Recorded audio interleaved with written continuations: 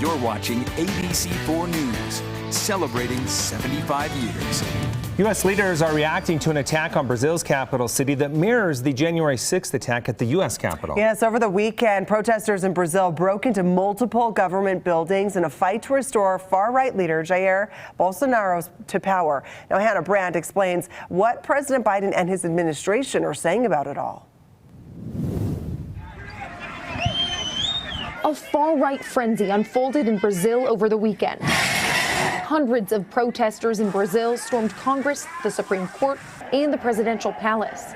U.S. officials were quick to condemn what happened. This was an obvious and clear attack on a democratic process. The scene in Brazil shared striking parallels with the January 6th attack on the U.S. Capitol 2 years ago. The Brazilian protesters are supporters of right-wing former President Jair Bolsonaro, who questioned the results of Brazil's recent election after losing to President Lula da Silva. President Biden called the protests an assault on democracy. The State Department says the U.S. is ready to help Brazil if needed, but also complimented the country's response to the attack. We've seen remarkable resilience from Brazil's democracy over the past 24 hours.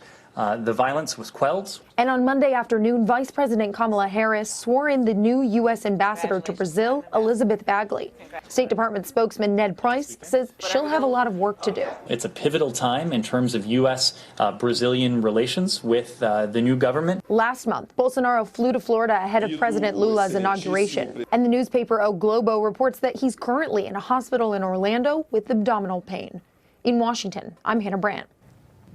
Thank you, Hannah. Well, today the U.S. Supreme Court has denied to hear a lawsuit filed by 3 Utah brothers to return former President Donald Trump to the White House. In the lawsuit, Rayland Loy and Darren Brunson claim nearly 400 Congress members, President Joe Biden and Vice President Kamala Harris, failed to investigate voter fraud in the 2020 presidential election. The Brunsons pushing to remove them from office, citing treason. Time now for Utah's most accurate forecast with Alana Brophy. Weather rates certified 11 years in a row. All right, another round of storms making their way through the state. Ahead of an active week, right, Alana? I feel like I'm just keeping the rain gear out. I'm so excited. We love a good storm, and this is another atmospheric river event, and it's impacting us as we speak down there in southern Utah. Gosh, it looks gloomy. You don't see a lot of days like that in St. George. 48 degrees with the rain coming down, soggy conditions, and we know this atmospheric river set up. What is that? Let's talk about it, because it's our moisture source. We get this big trough out in the Pacific, and we're grabbing some subtropical moisture, and we're dragging it into the coast. You see it right there, and that means we funnel it right into the Beehive State, which is what's been happening. Water vapor is the fuel for these intense storms, and we're getting very soggy conditions as a result. We get waves of moisture with this system, heavy mountain snow returning, and we've got those weather alerts in effect as a result of that. Drying out for a short time for tomorrow morning, and then we get rain coming back. A cold front also moves through, wanting to bring in some colder air to support the chance of some wet snow in the valleys. We'll talk about that. And this active pattern, it's been terrific, and it holds on. While we will dry out for a few days, things start to change late week. Live look at Logan, where we've got some fog settling in. It's been rain and snow mixing at times. Live on the camera, this is the library up at Utah State University. Now, we know as the radar sweeps the region that we're watching that bulk of moisture impact northern Utah. We're seeing it in the central and southern portion of the state, and any valleys that have cold pools of air, they're dealing with the snow. We're seeing that on the backside of the Wasatch. You notice that mixed precipitation towards Heber. But Logan, Ogden, Farmington, Salt Lake, getting down to Provo and Payson over into Tooele County, we're watching that valley rain. Temperatures are mild as a result, and they're going to stay that way along the Wasatch Front. Southerly flow brings in warmer air, and yep, that's why we see those 40s coming back at 8, 9 o'clock. That warm air really settling into our valleys. Again, some spots will try to stay stubborn and not mix through. Windy conditions hold on until tomorrow morning. And of course, the moisture. We talked about those winter weather advisory in purple, and that winter storm warning posted new this afternoon for the high country. We are looking at accumulating snow in places like Castle Country, the Basin, and on the backside of the Wasatch. Futurecast shows us what's going on. We're going to walk through it. You want to pay attention to the clock in the corner of your screen. Here we are at 11 p.m. Yellow indicating moderate to heavy rainfall here. We see snow in the high country as well as over towards Price and Duchesne.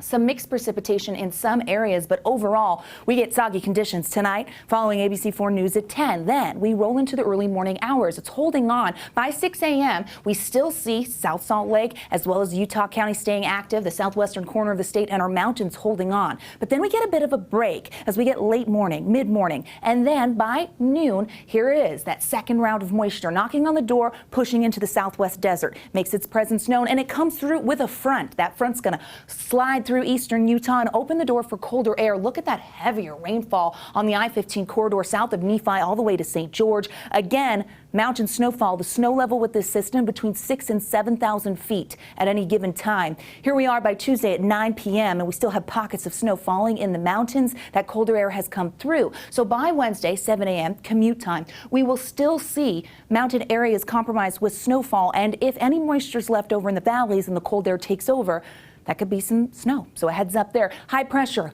taking over Thursday and for the close of the work week. The model suggesting really healthy rain totals here. We're going to see anywhere from a quarter to about an inch in many locations. Now, with the southerly flow, Salt Lake can be rain shadowed. That's why our numbers look a little lower than Provo and Weber County. This is a look at those snow totals, and you can see our mountains going to do well, 10 to 16 inches. Cottonwood's looking a little better. Cache Valley and the benches could go 1 to 3. Park City's going to get a lot of snow from this, folks.